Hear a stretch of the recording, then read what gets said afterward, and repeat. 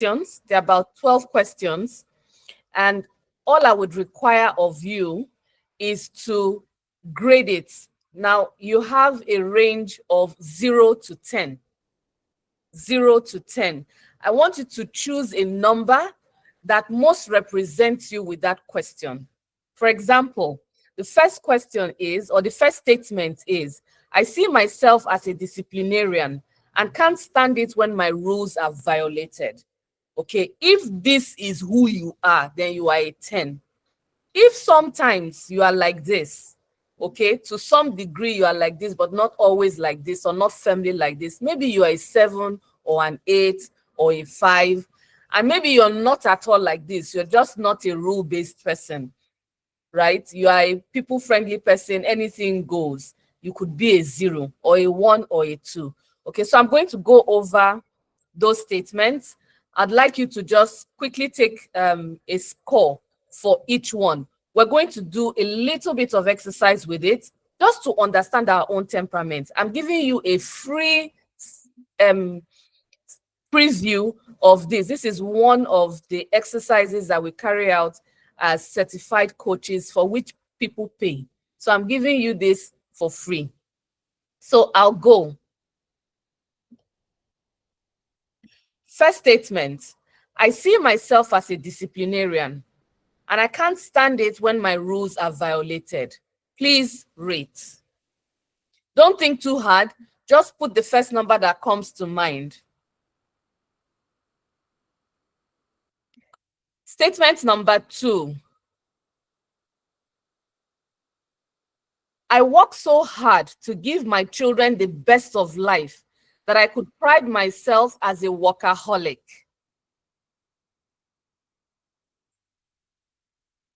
Thank you, Coach Bolu. Please, this is on slide 2. I work so hard to give my children the best of life that I could pride myself as a workaholic. 0 to 10.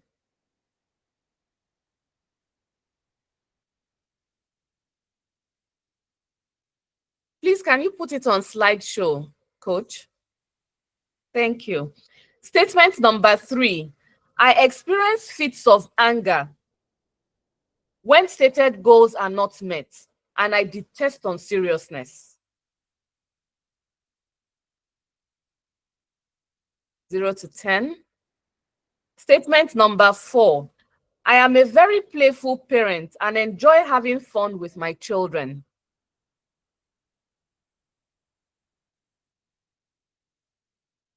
Statement number 5. I am very spontaneous in my outlook to life, leaving a lot of things to the final moment. In other words, I do things at the last moment. Last mile. Oh, it's tomorrow. Let's just go and do it. Anyhow, we will do it. If this is you, 0 to 10, please. Next question. I am highly diplomatic and seek to understand what my children are going through.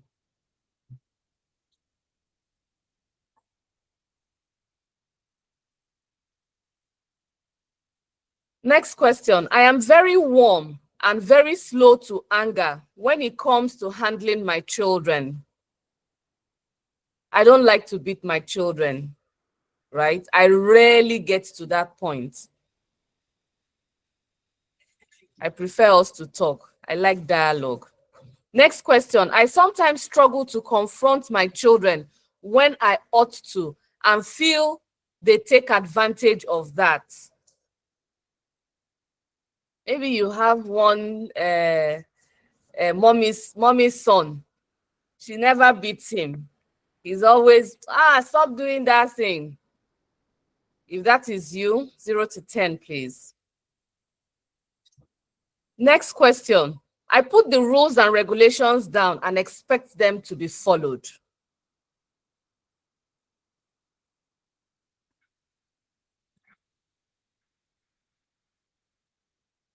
Next statement. I am not very emotional and can be highly judgmental about everything I see around me.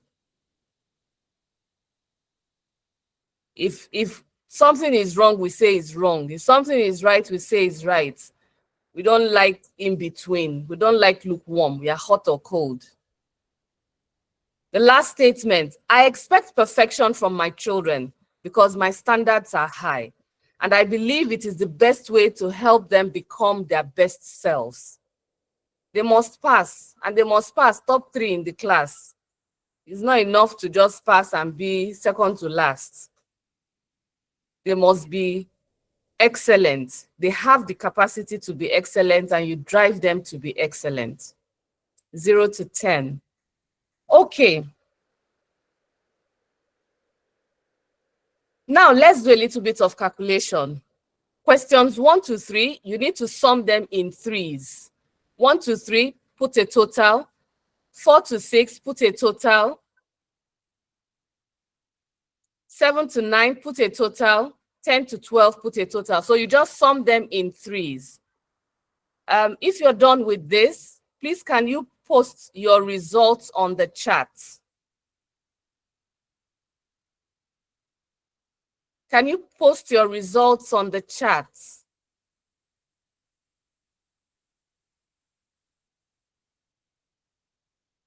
For the interest of time, I will go ahead with the presentation, and then when we see the results, we can help you interpret them, help you understand who you are.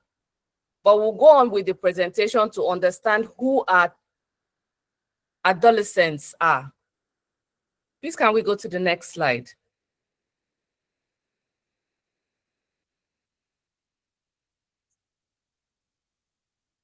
Coach Bolu.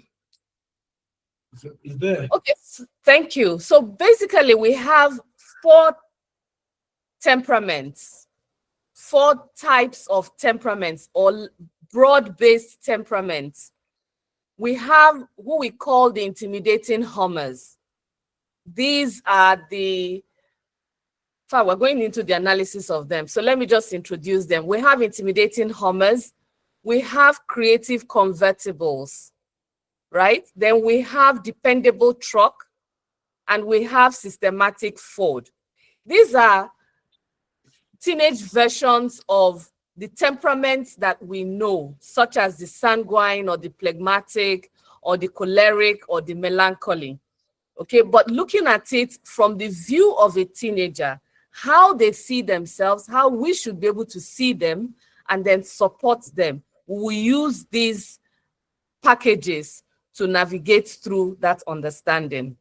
So we go into the intimidating hummer. The intimidating hummer is that child who likes to be the boss. This is a child that announces their presence. The moment they get into the room, they tend to own the room. You cannot but notice them, right? They are world changers. They believe they are the ones that go into debates and they can outtalk everybody else.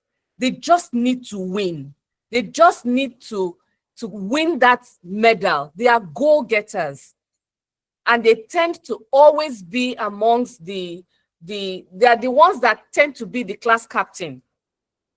Okay, because they have that dominance, they have that presence of mind and person in a room. They're just natural leaders. You find that somehow things just navigate to fall into their laps because when they speak, they command presence. They usually are very competitive. They are the ones that go into sports and they excel because failure is not an option where they are concerned. When if they, for any reason, they fail a subject in class, they come home crying because it looks like the whole world has crashed on them. They don't know how to lose at all. Now, these children also tend to be disassociated with their parents. They don't need their parents all the time. Because they believe that they have what it takes to excel on their own. But in the truth of it, they need parental guidance. Some parents tend to feel that because their children are that advanced and doing so well, they really don't need them. And then they leave them to run on their own. Guess what? They crash and burn because where they need support, the parents are not available.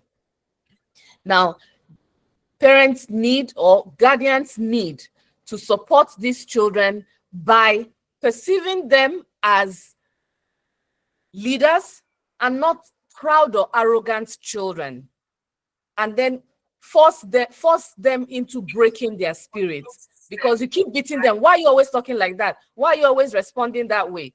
And over time, they become timid. Sometimes they are broken, and you find that they recluse themselves. As guardians, we need to help focus on their strength. Their competitiveness is good, but because they don't know how to lose, you need to teach them sportsmanship, that spirit of sportsmanship, to let go sometimes and accept that other people can do as well as they can. Next slide, please. Then we have the creative convertibles. The creative convertibles are we call them the show boys or the show girls. They love play. The only way they learn is through play. If you put a creative convertible into a practical class, for example, into a home economics class, they will excel. If you put them into a technical lab where they have to use their hands or they have to use their minds, not necessarily their brains, they will excel. Okay, they like to do things that announce them. While the intimidating Homer announces themselves, the creative convertibles like activities that showcase them.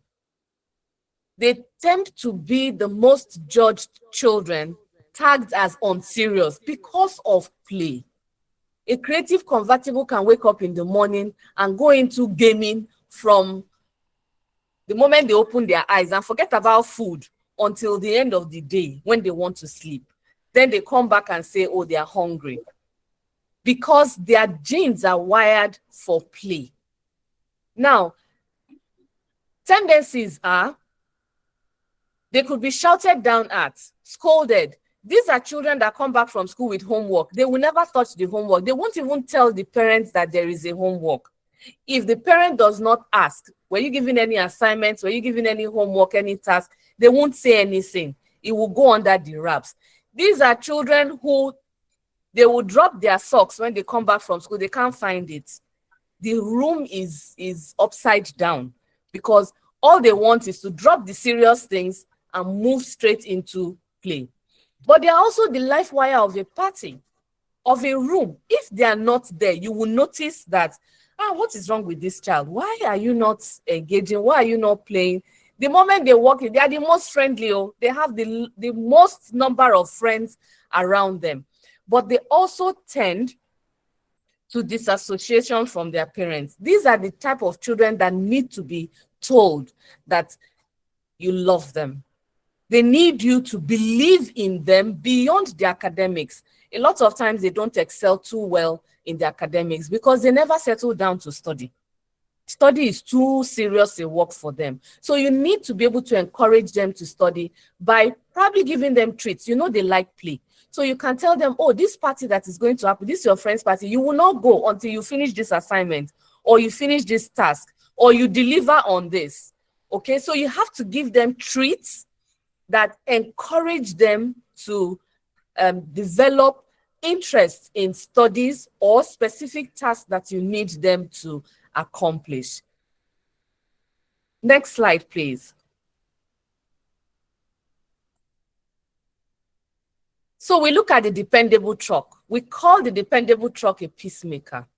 This is that child that does not give you trouble. Oh, this type of child comes back from school, picks up their books, read. They don't struggle with anybody for anything. In fact, they tend to be so quiet that you have to ask, where is this person?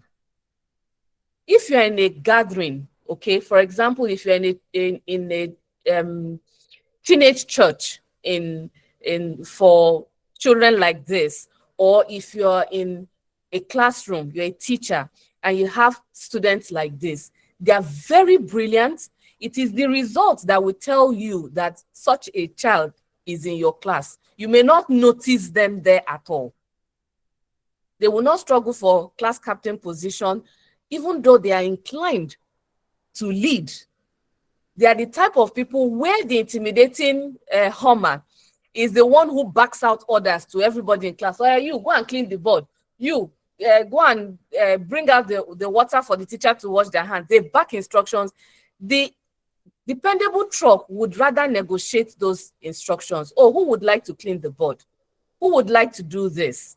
When given the opportunity, but they will never seek it. They are quiet leaders, but they are diplomatic and very effective. They get the job done when they get the opportunity. They tend to be slow when they start. They like to analyze things and be sure of the path they are going to take to deliver on anything before they go on to execute it. They have their own style of doing things. They don't like to follow the norm. They don't necessarily follow the rules. It is, you need to get this type of result. They think through the options and create their own form of solution to deliver on the same results that you seek. They are very, very loyal. They can have the same set of friends for life.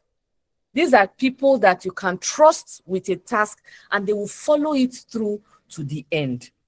They are dependable people. Now, because they are quiet, they tend to be brushed aside a lot. So you need to protect them. They have a tendency to need affirmation from their parents. They need to be encouraged. They need to be acknowledged.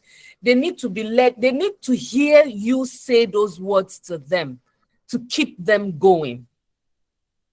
They have very deep need of parental affirmation. Now, tendencies are they get to be compared.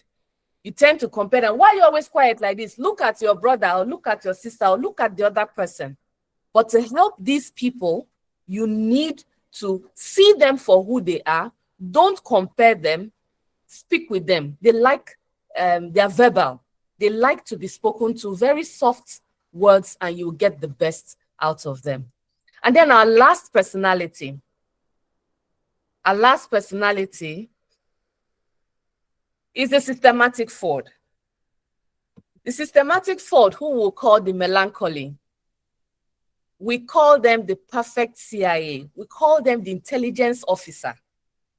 These people are quiet, just like the dependable truck. However, they tend to be disassociated. They don't like the crowd. They don't like public places. They tend to hold their own. So if you have a room, if you have 3 children, you have a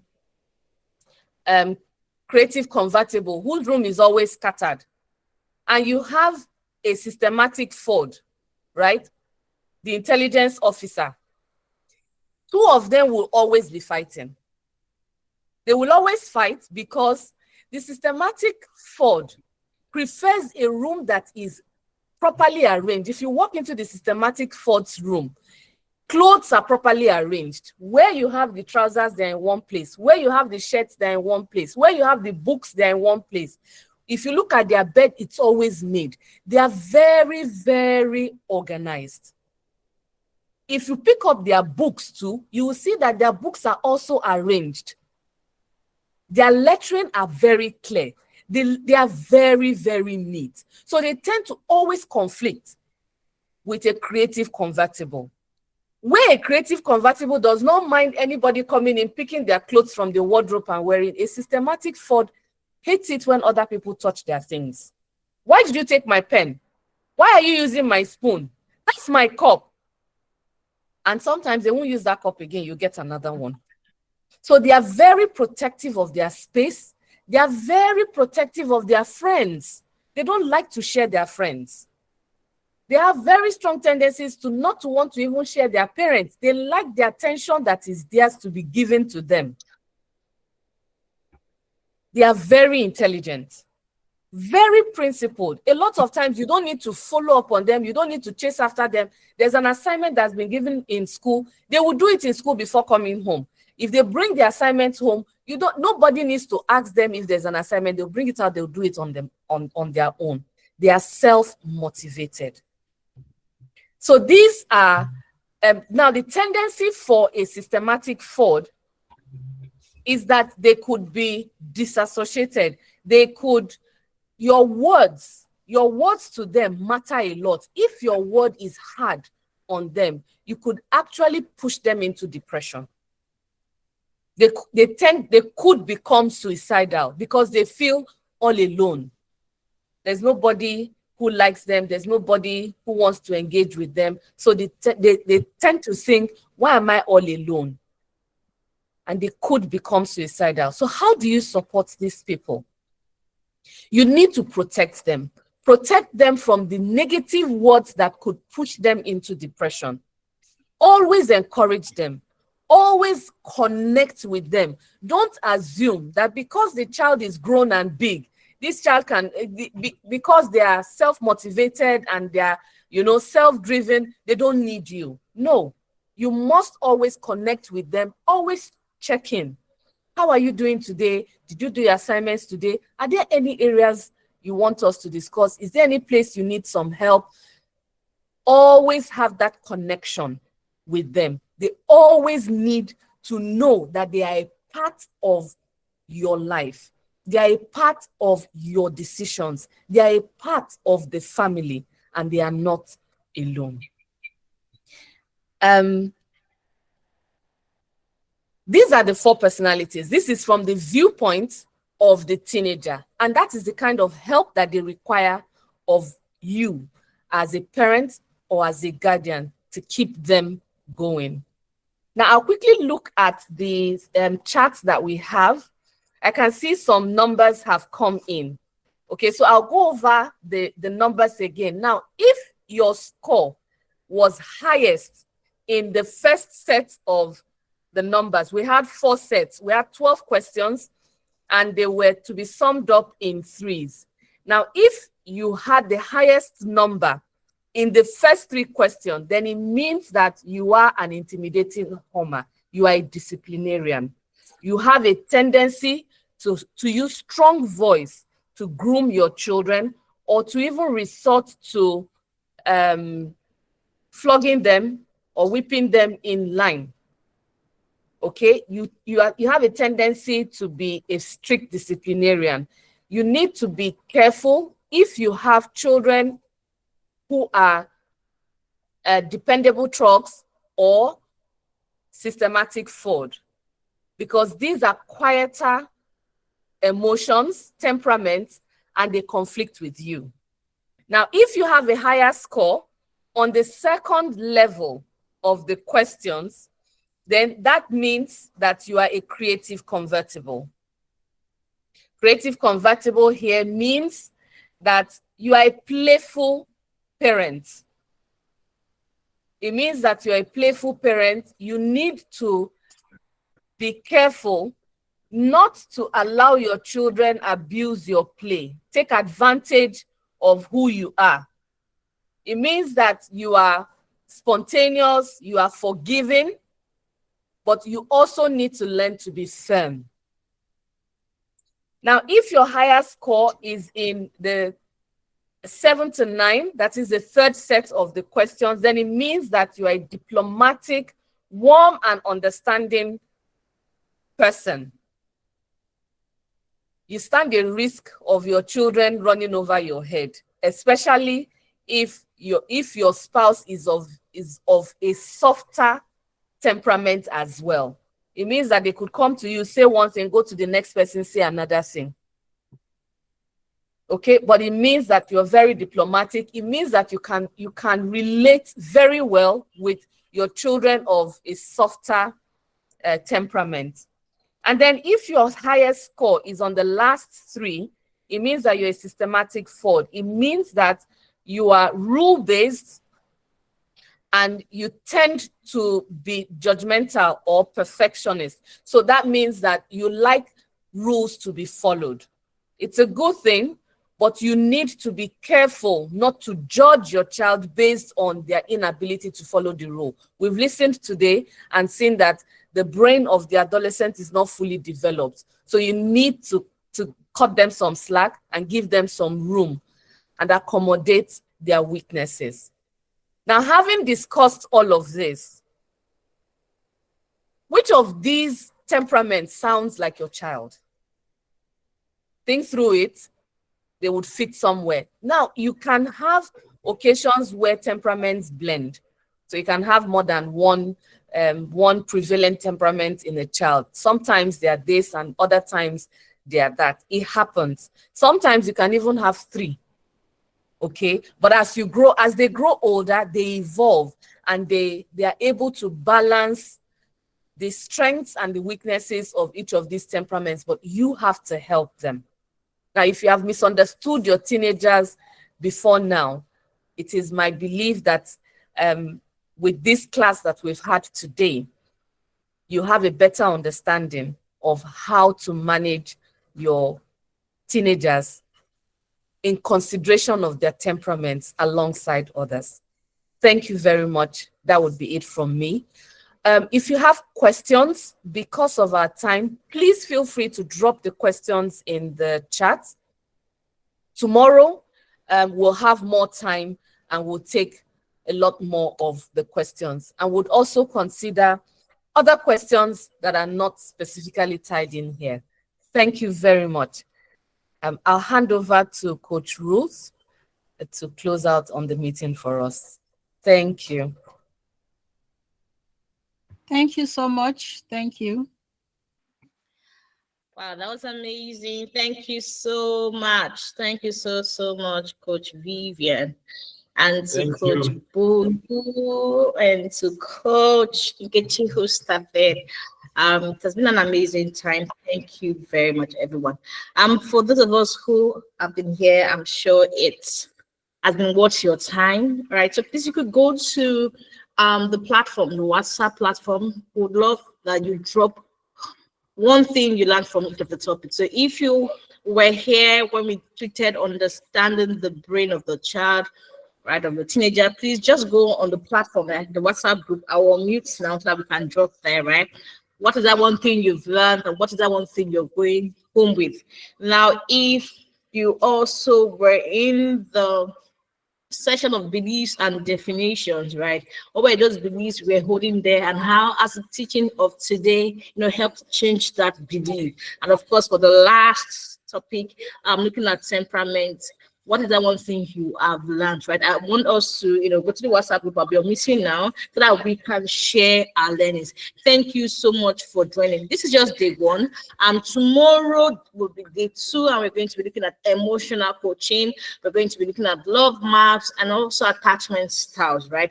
And I'm sure you will learn a lot more. Okay, so if you have questions, I would just, snap yes, those here on the chat box, I'll snap them so that we can pick them tomorrow. But please, you might want to drop your questions on the platform so that we can see it there and just pick it from there. Thank you all for joining. Please, if you've not filled the form, you want to fill the form, and also invite your friends. Tomorrow is Saturday. Hopefully they will go to work, right? Thank you for joining tonight.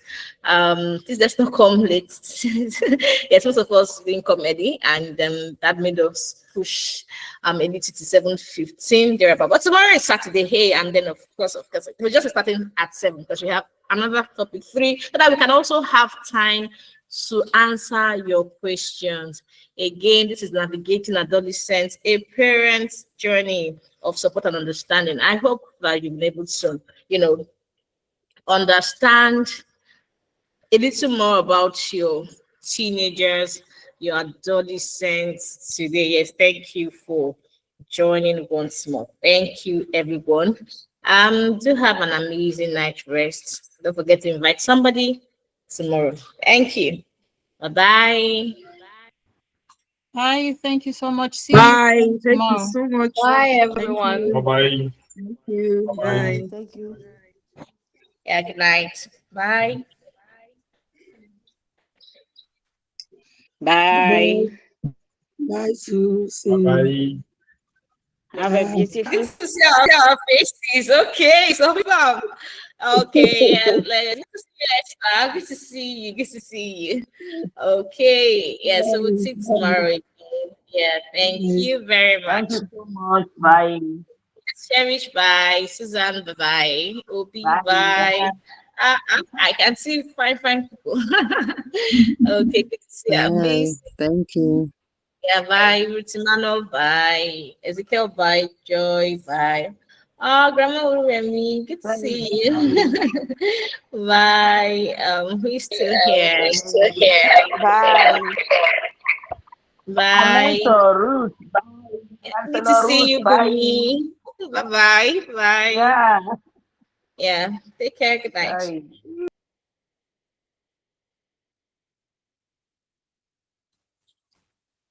It's been